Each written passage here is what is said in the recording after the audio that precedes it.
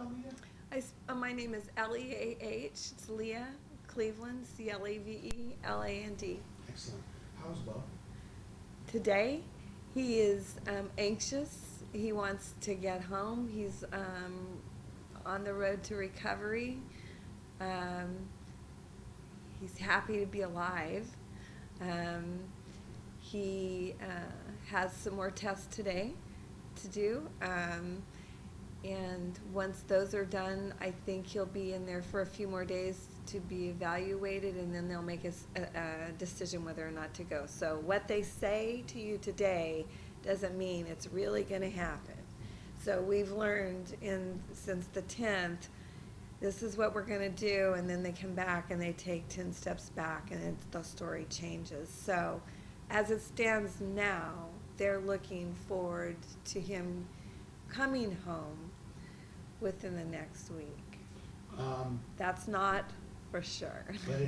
What are the doctors saying his prognosis is? 100% recovery? Or? Well, that he will, yeah, I guess. I mean, just like he was before? No. They're saying that he's going to be fine, and they leave the bullet shotgun shell, the pellets. Can I say a little bit about that? I'm confused. That's yeah. okay. That's okay.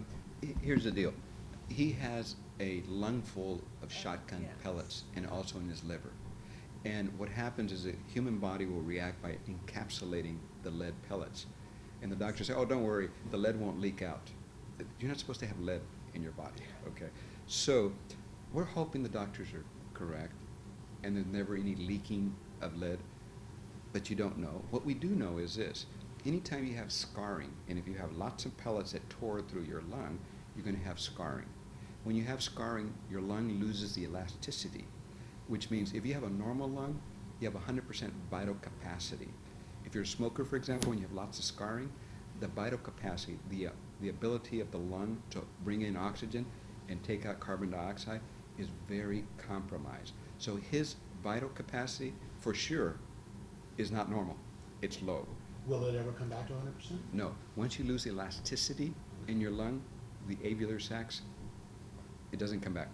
Do we know what percentage he will be at? No, they haven't given us. Later on, what they'll do is for long-term testing, they'll have them breathe and they'll measure that, and then we'll have a very good idea. A pulmonologist, a specialist will do that.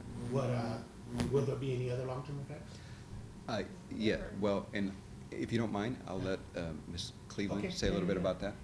His liver also is full of pellets, and so long term, they're saying that his body will adjust to them and encapsulate, I guess, with scar tissues like cyst sacs around them, and they're positive. You know, they feel good about what they've done, considering the condition he came in with this, you know, a liver and lung full of pellets, and his right lung also had pellets in it. Do they know long term? Who knows? Am I willing to just say, yeah, okay, I'm in agreement? I'm glad they saved his life, but I'm not ruling out his health and saying, well, this is what they said and this is what's going to happen. I'm going to pray that that's the case, but the lead is a huge concern for me, but this is what the doctors are telling me, and it's a great concern for me long term. He's young and he's healthy now. They've got him out of the woods, so to speak. We'll see in 10 years. We'll see in 5 years. It may be 1 year. I don't know what to expect. How emotional has all this been for you as a mother? It's been the worst thing I've ever been through in my whole life. I wouldn't wish this on anybody in the world. What was it? Tell me about the moments when you first heard that he had been shot at the school. What was that like for you? I didn't know he had been shot at the school until I got a phone call that they said I needed to come to the science building. Bo had been hurt. And I said, well, he's okay. And they said, just come to go to the science building, he's been hurt. So I was still getting dressed, and I got in my vehicle, got to the side of the school, and the traffic was backed up, and then I saw emergency vehicles, and I thought, this is more than hurt. And so I just left my vehicle in park and started running to where the yellow tape was and the emergency vehicles, and I was pretty hysterical, screaming for his name, hoping he could hear me. The officer grabbed me and told me he was gone, which at that point I thought he's gone forever, and went to the ground, and then some people pulled me out underneath the yellow tape and tried to keep me down. As I was hysterical. It was more than my body and my mind could handle. And then I had actually it was a cousin that has other nephews at the school. He had just happened to stop to see what he could find out, and he was there, and he said Leah, he would get me to the helicopter, which that was news to me because I was just told he was gone. He got me to the helicopter. I ran to the helicopter, and they flagged me off, and he begged me to get in the vehicle and got me to the hospital. Wow. Well, this is probably one of the very first times we've been able to ask you questions and speak to you. What is it you would like the public to know about all of this that you feel they don't know or hasn't been reported yet? What do I want the public to know? Is that he's loved. He's got a heart of gold. He would do anything for anybody. He has not a mean bone in his body. This isn't his first, well, this is his first bullet, but this has not been his first experience with being tormented and hurt, you know. So he has spent his whole school life, since he's been in school, with different issues, name calling and shoving, and had been threatened in third grade by a third grader to be shot right after the Columbine, and I had to address that, and then in between that it was just mild bullying, if that's such a thing, and just trying to defrag at the end of the day so he could, you know, talk and vent. And then in 7th grade, his third day of school, he was jumped from in the back of the school and beat in the head and had a concussion by a 16-year-old. Now, since this happened, there's, as you know, been rampant rumors about this, that, and the other. Yeah.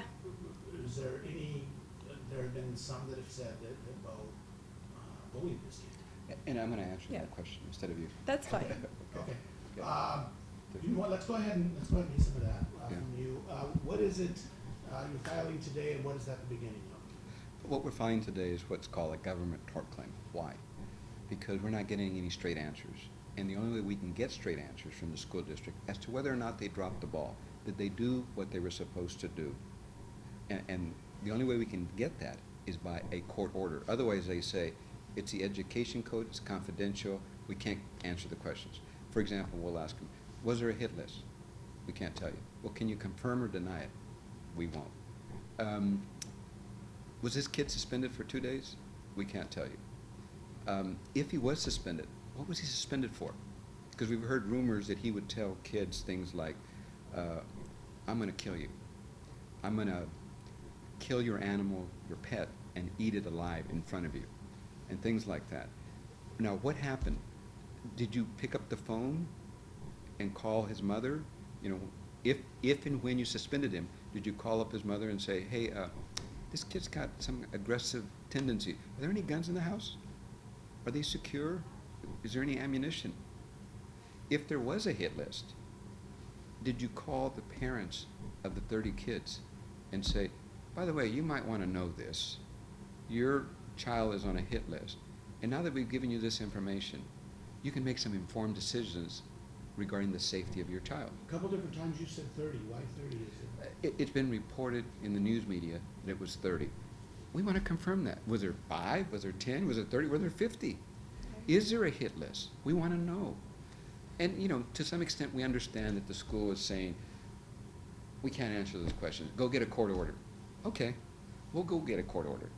The way we get a court order is by going and filing a lawsuit. Then we have the power to go get a court order, and we can get our hands on all of these documents, all of this information.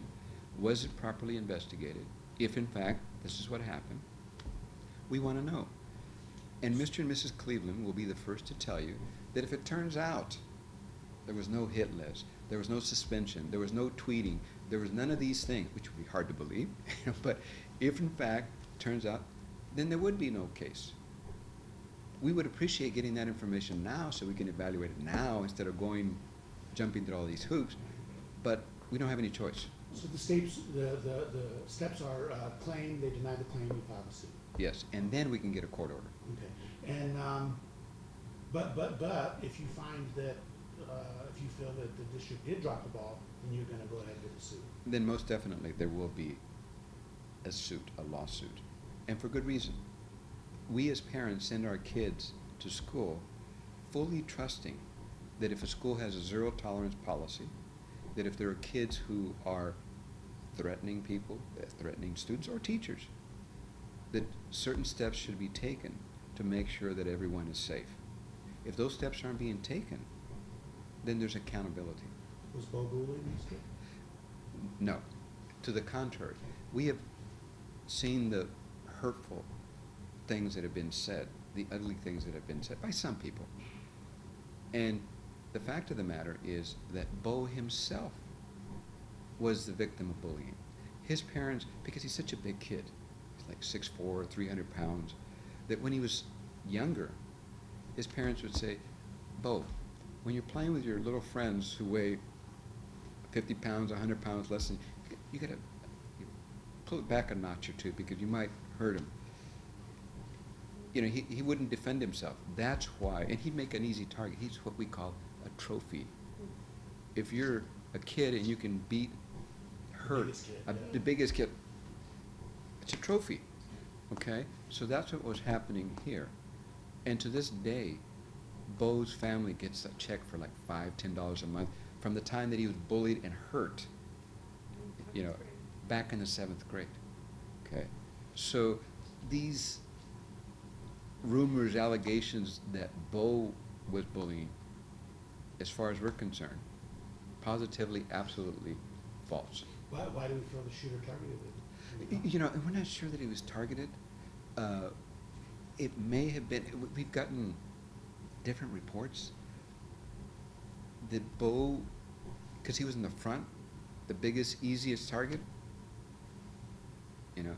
So, again, we want answers to all of these questions, and we're not going to get them until we get a court order.